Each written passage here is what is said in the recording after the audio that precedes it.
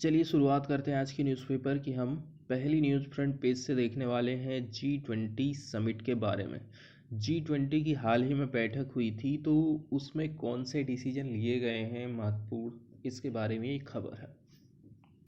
इसमें carbon neutrality के बारे में बात करी गई है, ठीक है, कि हम लोग CO2 का जो उत्सर्जन है ना, उसको जीरो के लेवल तक लाएंगे। लेकिन यहाँ पर बताया जाता है कि no time bound pacts on climate change at G20 summit.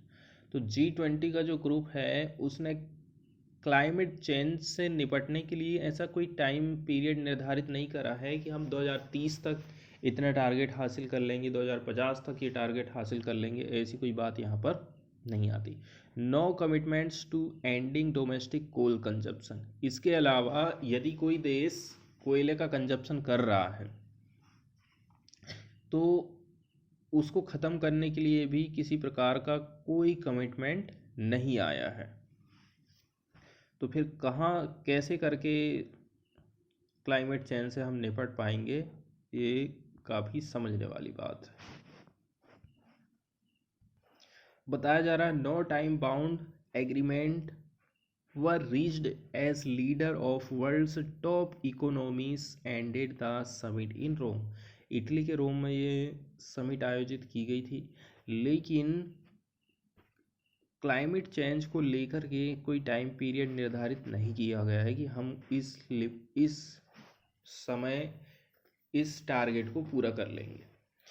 इसके अलावा इसमें सिफारिश की गई है प्रोवाइडिंग $100 बिलियन हर साल क्लाइमेट चेंज को काउंटर करने के लिए, and pushing for greater vaccine equality to fight corona vaccine. G20 countries also committed to ending international financing for a new coal plant by the end of 2021। तो देखो, corona vaccine supply की यहाँ पर बात करी जा रही है ताकि पूरा जो विश्व है वो कोरोना से फाइट कर सके। इसके अलावा G20 countries also committed to ending international financing, मतलब इंटरनेशनली जो फाइनेंस प्रोवाइड की जाती है न्यू कोल प्लांट्स को, उसको एंड कर दिया जाएगा एंड ऑफ 2021 तक। लेकिन made no mention of domestic commitment on ending coal power generation. सबसे मेन बात तो यही हो जाती है ना कि कोई देश अपने यहाँ पर कोयले का कितना इस्तेमाल कर रहा है, उसको ख़त्म करना ज़्यादा ज़रूरी है। The final communique agreed upon after negotiation overnight spoke only of the key relevance of achieving global net zero on carbon emission by or around mid century. तो यहाँ पर एक बात सामने निकल के आई है, ये जो सेंचुरी चल रही है, शताब्दी चल रही है, उसके मध्य तक की relevance of achieving global net zero on carbon emission. Global तो नेट जीरो कार्बन इमिशन की प्राप्ति हम कब तक कर लेंगे, तो बताया जाता है अराउंड मिड सेंचुरी।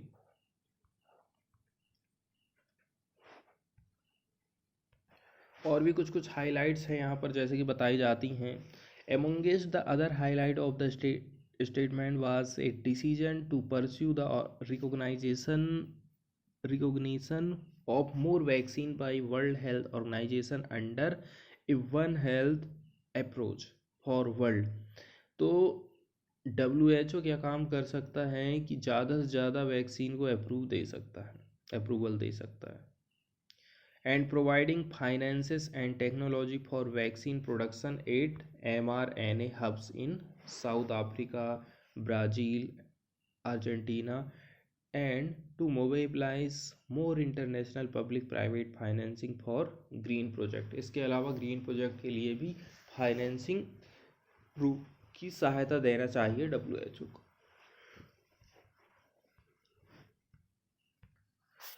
इसके बाद वाली न्यूज़ हम देखने वाले हैं मनरेगा से। इस न्यूज़ में बताया जाता है कि यदि सरकार कास्ट वाइज सैलरी या फिर पैसा दे रही है मनरेगा के मजदूरों को, तो किस प्रकार से समाज में गड़बड़ी उत्पन्न होती है।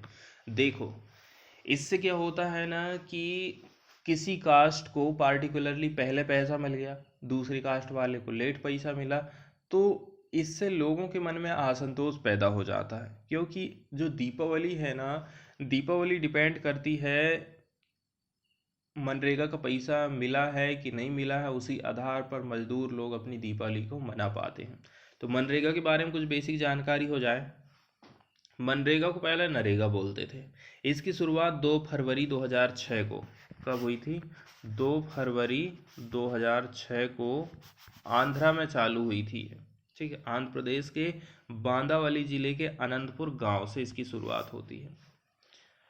तो इसका नाम बाद में 2 अक्टूबर 2009 को चेंज कर दिया गया, मनरेगा, महात्मा गांधी रोजगार गारंटी योजना कर दिया गया। इस नीति के निर्माता थे जा द्रेंज, बेल्जियम के अर्थशास्त्री हैं ये, और इसको क्रियान्वयन करवाता है ग्रामीण विकास मंत्रालय। ये योजना शुरू में 27 राज्यों के 200 जिलों में लागू हुई थी। अप्रैल 2008 से 614 जिलों में लागू हो गई। और शुरू में ध्यान ये रखा गया था कि गरीब से गरीब जो एरिया है उसको सबसे पहले हमको ऊपर उठाना है। तो इसके तहत सभी ग्राम रोजगार योजना और काम के लिए अनाज योजना को इसमें विलय कर दिया गया था। अब यदि हम बात करें फाइनेंसिंग की, तो इसमें पैसे का हिसाब किताब कैसा रहता है? 90 और 10 के हिसाब से। मतलब केंद्र सरकार 90 रुपये खर्च करेगी और 10 रुपया स्टेट गवर्नमेंट खर्च करेगी। इस योजना में प्रत्येक परिवार को एक वित्तीय वर्ष में 100 दिन का रोजगार आपको दिलाना है। रोज 100 दिन उसको काम मिलना चाहिए, जिसमें महिलाओं की भागीदारी 33% होना चाहिए। 15 दिन में यदि आपको काम नहीं मिलता है तो आपको बेरोजगारी का भत्ता मिलेगा। इस योजना के तहत काम की अवधि है 7 घंटा और सप्ताह में आपको 6 दिन ही काम करना पड़ेगा। यदि आपकी कार्यस्थल पर मृत्यु हो जाती है, परमानेंटली डिसेबिलिटी आ जाती है, तो इस स्थिति में आपको 25,000 रुपये मिलेगा। और यदि आपका जो वर्किंग प्लेस है वो आपके घर से 5 किलोमीटर से ज़्यादा दूरी पर है, तो आपको 10% अधिक मजदूरी मिलेगी। इसका कार्यान्वयन नेशनल रूरल एम्प्लॉयमेंट गारंटी अधिनियम सितंबर 2005 के द्वारा होता है। काम पाने का अधिकार एक कानूनी अधिकार है। इसके अलावा इस ग्राफ में बताया जाता है सितंबर के महीने का 50% से भी ज़्यादा of SC and ST payment were completed in 7 days compared to less than 25% for other category। इसमें बताया जाता है SC और ST के कैंडिडेट हैं तो 50% से भी ज़्यादा लोगों को पेमेंट मिल गई है। SC ST वालों को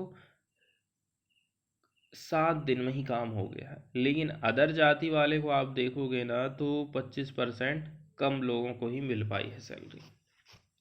एग्जाम्पल दिया जाता है राजस्थान का। For poor villagers in Rajasthan Ajmer district a good Deepavali depend on their wages from the Mahatma Gandhi national rural employment guarantee scheme मनरेगा। तो दीपावली तो उनकी मनरेगा के पेमेंट पर निर्भर है ना। और आप SC ST को पैसा दे दोगे और बाकी जो जाति वाले लोग हैं उनको पैसे बाद में दोगे तो क्या होगा? उनको तो यही लगेगा ना कि हमारे साथ जातिगत भेदभाव सरकार कर रही है। इसमें यही बात बताई जाती है। तो इसका जो पेमेंट है ना कैटेगरी वाइज नहीं होना चाहिए। इसके बाद एक एडिटोरियल आया है, बताया जाता है कि बच्चे अब स्कूल जाना चालू कर दिए हैं। लॉकडाउन लगा था तो सरकार ना उनको खाना अवेलेबल नहीं करवा पा रही थी। अब जैसे ही स्कूल चालू हो गया है तो अब ये सरकार की जिम्मेदारी है कि जो पोषण की जो स्कीम्स थी सरकार जो पहले चलाती थी उनको अच्छी तरीके से लागू करे और बच्चों के पोषण पर ध्यान देना सबसे ज़्यादा ज़रूरी है। क्योंकि खान पान से ही उनकी कोरोना से लड़ने की क्षमता का विकास होगा। यही इस आर्टिकल में बताया जाता है। क्या क्या उनको खिलाना चाहिए, कितनी मात्रा में, कितनी कैलोरी की उनको ज़रूरत होगी, ये सारी बातें इस एडिटोरियल वाले आर्टिकल में बताई गई हैं। ठीक है। Getting nutrition back on the school high table. Corona या फिर otherwise educational institution need to ensure that school children are nurtured and nourished. तो ये बात हमें सबसे ज़्यादा ध्यान रखना है कि उनके पोषण पर हमको ध्यान रखना है। खान पान से ही उनके अंदर रोग प्रतिरोधक क्षमता का विकास होगा। बताया जाता है tackling India triple burden. India face करता है मल्टीपल प्रॉब्लम को ऑफ अंडर न्यूट्रिशन। इसके अलावा ओवरवेट जिसको ओबेसिटी कहते हैं, इसके अलावा डेफिशिएंसीज ऑफ माइक्रोन्यूट्रिएंट्स जैसे कि iron, zinc, calcium and several vitamins. ये जो triple burden of malnutrition has to be identified, understand and address. इसको समझने की हमको ज़रूरत है। It is much more important specially in case of children and adolescent as it is during these phases of life that see rapid growth of the body and development of food habit. ये जो उम्र होती है, इस उम्र में बच्चों का विकास तेज़ी के साथ में होता है, ठीक है, और बच्चों की जो फूड हैबिट रहती है ना, वो भी तेज़ी के साथ बदलती है। तो जो चाइल्डहुड है और adolescence are two conjoint period of continuous growth. Childhood से एडोलसेंस में बच्चों का परिवर्तन होता है, तो ये ऐसा पीरियड रहता है जिसमें कंटिन्यूस ग्रोथ देखने को मिलती है हमको एंड डेवलपमेंट, सीमलेस ड्यूरेशन रहता है। अब जैसे कि एग्जांपल बताया जाता है, बिटवीन 2 से लेकर के 10 years of age children tend to grow at average of 6 से 7 सेंटीमीटर इन हाइट एंड 1.5 से लेकर के 3 किलो का वजन एवरी ईयर। हाइट में वृद्धि बताई जाती है 6 से 7 सेंटीमीटर हर साल, और 1.5 से 3 किलो का वजन उनका हर साल बढ़ता है। अब हाइट भी बढ़ रही है, वेट भी बढ़ रहा है, ये डिपेंड करता है कि उनको कैसा खाना मिल रहा है। यदि खाना अच्छा नहीं मिलेगा तो उनकी हाइट और वेट में कमी देखने को हमको मिलेगी। कोई एक चीज़ बढ़ने लगी, हाइट बढ़ रही मगर वजन नहीं बढ़ रहा, लड़के बच्चे एकदम दुबले पतले हैं। But specifically when the growth spurt happens at about 10 से 11 years in girls and 2 years later in boys. यदि आप बात करोगे 10 से 12 साल की लड़कियां और 12 से 14 साल के बॉयज़ की बात हो रही, ठीक, हम बात कर रहे हैं एडोलसेंस वाली एज में, their nutritional need are vastly increase. तो जैसे ही ये लोग इस अवस्था में पहुंचते हैं ना, तो इनकी जो ज़रूरत है वो एकदम बढ़ जाती तेजी के साथ में। एडोलसेंस के बारे में बताया जाता है किशोर अवस्था। अब गर्ल्स के केस में देखो, their nutritional status impacts not only their health but that of generation to come. Malnutrition in any form can put children and adolescents at risk compromised immune function, thus making them vulnerable infection. तो बात यही बताई जाती है कि इससे ना उनका जो एडोलसेंस है वो रिस्क में हो जाएगा, उनकी जो किशोर अवस्था है वो रिस्क में रहेगी। कैसे रिस्क? उनका जो इम्यून फंक्शन है ना, वो यदि लो हुआ तो वो कोरोना के शिकार हो जाएंगे।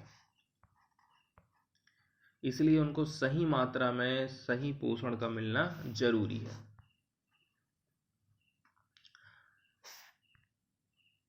यहाँ पर बताया जाता है अर्बन अर्बन, इसके साथ साथ में among middle class and affluent communities, restrict movement, constant socialization and even dwindling physical contact have been become more new normal।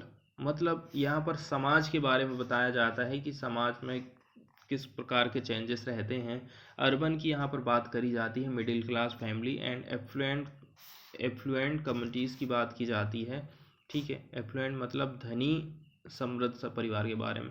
यहाँ पर रिस्ट्रिक्ट मूवमेंट देखने को मिलता है, कॉन्स्टेंट सोशलाइज देखने को मिलता है, even dwindling physical contact have become new normal, अभी बन गया है। और ये नॉर्मल कैसे बना है? कोरोना ने तो ज़्यादा ऐसी हालत को बना दिया है। Corona isolation and fatigue have led to generalize stress. Corona के का चलते चलते क्या देखने को हमको मिला है, तनाव हमको देखने वाला मिला है। इसके अलावा adding to immunity challenge of children, और इम्यूनिटी बच्चों में है कि नहीं है, ये बहुत बड़ा चैलेंज कोरोना के चलते चलते हमको देखने को मिला है। This challenge coupled with a lack of diet diversity leading to imbalanced micronutrients intakes or consumption of high carbohydrate and high sugar foods endanger the child's health by compromising their immunity and making them vulnerable infection। तो इसी के चलते चलते बच्चों का जो खान पान है ना, उसमें काफ़ी चेंजेस आया है। चेंजेस इस प्रकार का आया है कि यदि वो हाई कार्बोहाइड्रेट और हाई शुगर फूड ले लेते हैं तो उनका जो हेल्थ है वो और उनकी जो इम्यूनिटी है वो बहुत कमज़ोर हो जाती है। इसलिए हमें ज़रूरत है कि हमको क्या खाना है, क्या खिलाना है, कितनी मात्रा में बच्चों को देना है। बताया जाता है कि अब हम जो डाइट दे रहे हैं ना, उसमें बैलेंस बनाने की ज़रूरत है। तो हमें मिनिमम कैलोरी के बियॉन्ड देखने की ज़रूरत है, कैलोरी की requirement, and ensure children consume a balanced diet with adequate diversity in order to ensure the required balance of all necessary nutrients। तो हमें एक बैलेंस बना के जितने भी महत्वपूर्ण न्यूट्रिएंट्स की ज़रूरत है उनको ही प्रोवाइड करने की ज़रूरत है। बताया जाता है providing children with a balanced diet packed with all necessary nutrients provide them with solid foundation of active and healthy life। यदि आप सही रेशो में उनको भोजन प्रोवाइड करते हो जिसमें सभी न्यूट्रिएंट्स मौजूद हैं, तो उनकी जो हेल्दी लाइफ है और जो एक्टिव लाइफ है उसका आप फाउंडेशन तैयार कर रहे हो, आप ऐसा कह सकते हैं।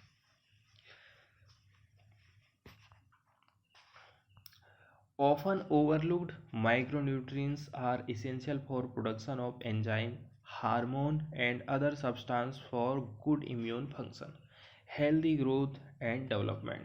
बताया जाता है कि माइक्रोन्यूट्रिएंट्स आखिर ज़रूरी क्यों हैं, तो ये एंजाइम्स का निर्माण करते हैं, हार्मोन्स का निर्माण करते हैं, and other substance for good immune function, healthy growth and development.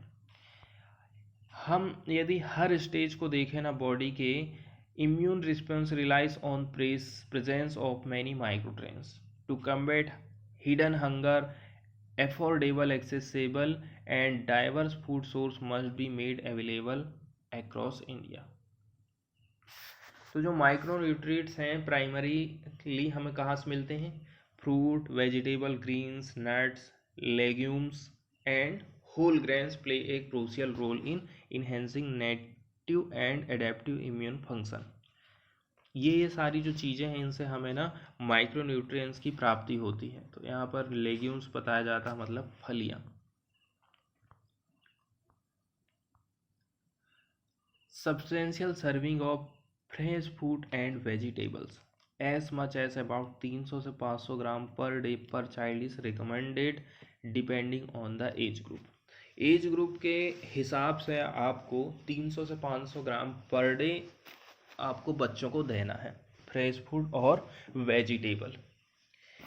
इसके साथ साथ में आपको कर्ड और नट्स देना है। Can increase beneficial probiotic bacteria in intestine, but it is better to help them choose fresh fruit rather than fruit juice। तो आप जूस मत पिलाइए उनको, फ्रेश फ्रूट ही खाने को कहिए। Thoroughly cooked meet, poultry and sea fish are very good for protein। sea fish also provide essential fat। और protein कहाँ से मिलेगा बच्चों को? तो बताया जाता है कुक्ड मीट या फिर पोल्ट्री एंड सी फिश। या तो आप कुक्ड मीट उनको खिलाइए या फिर समुद्री फिश खिलाइए, ये वेरी गुड सोर्स होता है प्रोटीन का। Sea fish also provide essential fat. और आपको दूध का भी ध्यान रखना है। 300 से 400 ml ऑफ मिल्क या फिर curd can provide required calcium, good quality protein and other nutrient. तो 300-400 ग्राम, 400 ग्राम नहीं, ml मिल्क जो है बच्चों को प्रोवाइड करना हमको। और ये जो खान पान है ना, वो डिपेंड करता है बच्चों की एक्टिविटी पर आधारित। तो इस हिसाब से भी हमें उनके खान पान का ध्यान रखना है कि उनको कितनी कैलोरी की ज़रूरत पड़ेगी, क्योंकि आप यदि ज़्यादा भी खिला देते हो ना तो बच्चों का वेट बढ़ने लगता है, वो भी थोड़ा रिस्की हो जाता है।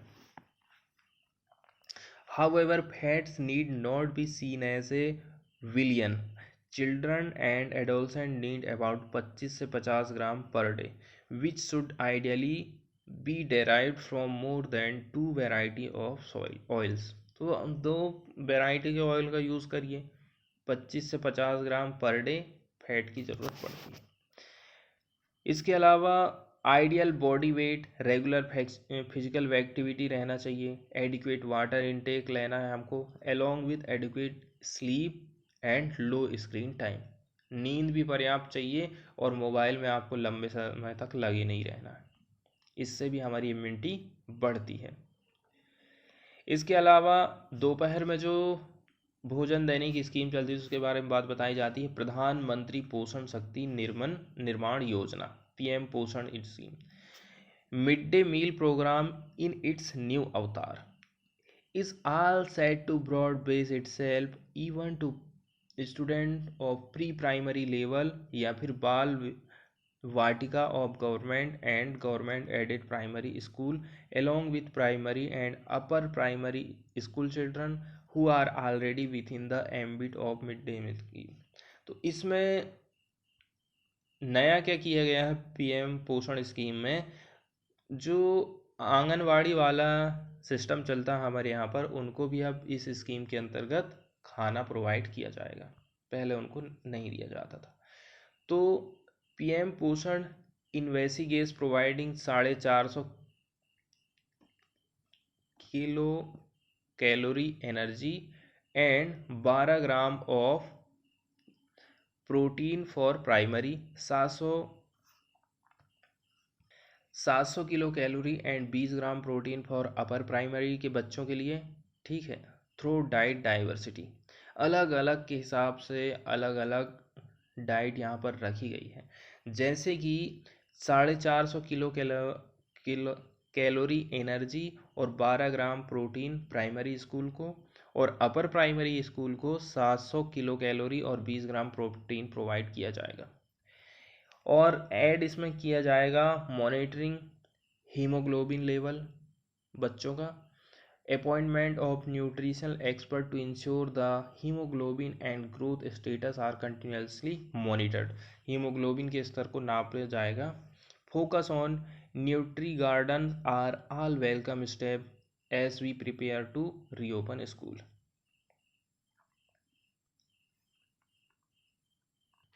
इसके बाद जो आर्टिकल छपा है वो मनरेगा से ही रिलेटेड छपा है। हमने मनरेगा से रिलेटेड न्यूज़ देखा था ना कि मनरेगा में स्टेट को जो फंड प्रोवाइड किया गया था उनका फंड ख़त्म हो गया है। अब कंडीशन ऐसी आ गई है वो उनको पेमेंट नहीं कर पा रहे हैं, और दूसरी बात ये है उनको वर्क भी वो प्रोवाइड नहीं कर पा रहे हैं। इसी को लेकर के आर्टिकल छपा था। फिर गवर्नमेंट ने क्या काम करा, ये कहा कि हम जो है और पैसा प्रोवाइड कर रहे हैं, पैसे की कमी नहीं जाएगी।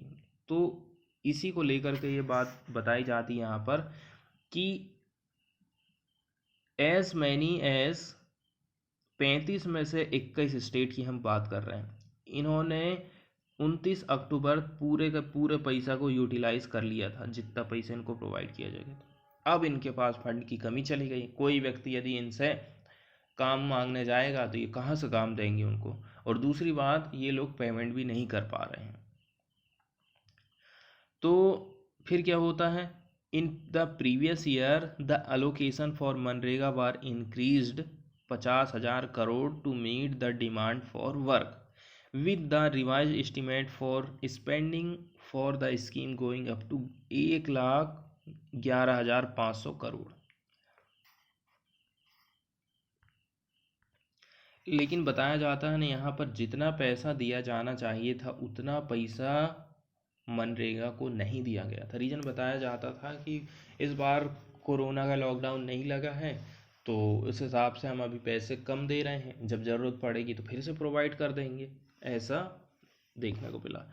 यहाँ पर बताया जाता है अक्टूबर एंड तक Kerala, Tamil Nadu, Andhra Pradesh and Himachal Pradesh had utilized more than 130% of their respective allocation for scheme. Indicate करता है exact to which rural worker depend on scheme even in relativity better off state. तो इससे यही बात समझ में आती है कि ये लोग इस स्कीम पर बहुत ज़्यादा निर्भर हैं। एक बात और ये है कि सरकार को इस बात का ध्यान रखना चाहिए कि ये जो डिमांड है ना काम की, वो बनी रहे, क्योंकि काम की डिमांड यदि बनी रहेगी तो हमारी देश की जो इकोनॉमी है ना वो चलते रहेगी।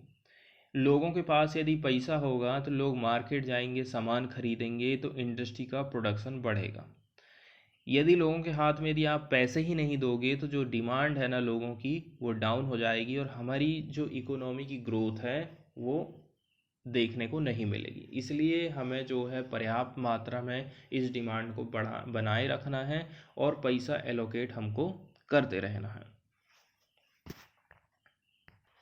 इसके बाद एक जहाज़ की स्टोरी इसमें बताई गई। स्टोरी मतलब ये आर्टिकल छपा है, इसी को लेकर के हम ये देखेंगे। First of 4 project 15 ship was delivered to navy. ठीक है, नेवी को मिल गया है 15 शिप, ठीक है, लास्ट फ्राइडे को।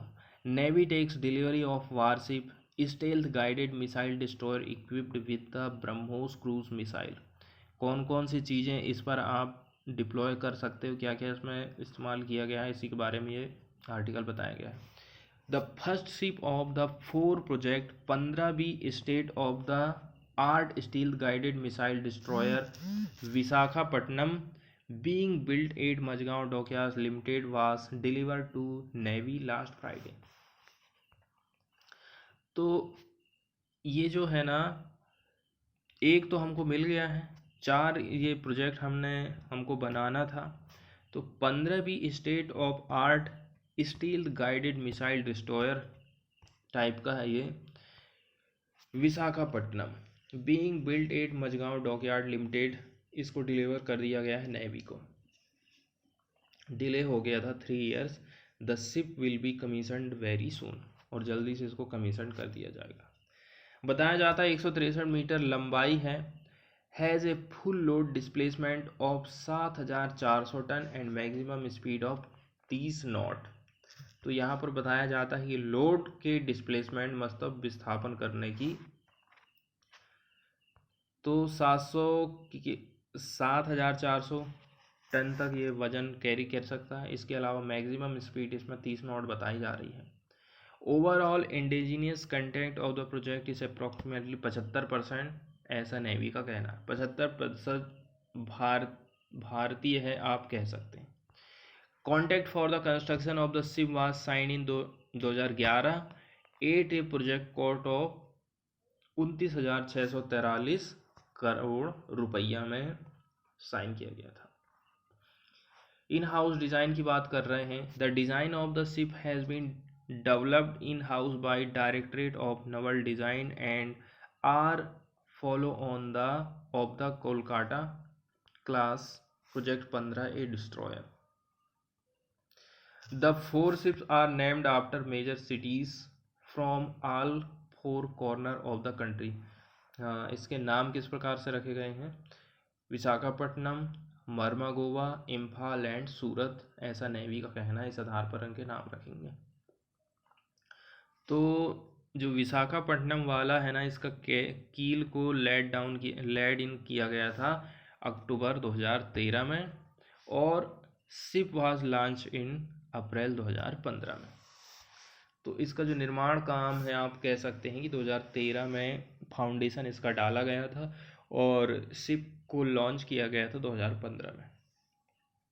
अब फिर इनको ब्रह्मोस सुपरसोनिक क्रूज मिसाइल के साथ इक्विप्ड किया गया। इसके अलावा long range surface to air missile भी इसमें रखी गई। The ship has several indigenous weapon system, जैसे कि medium range SAMs, indigenous torpedo tube launcher, anti submarine indigenous rocket launcher और 76 mm super rapid gun mount, ऐसा नेवी का कहना है। तो ये सारी चीज़ें इंडिया की तरफ से बनाई गई हैं। इनका यूज़ यहाँ से किया जाएगा या फिर यहाँ पर इनको डिप्लॉयड किया जाएगा इस जहाज़ में।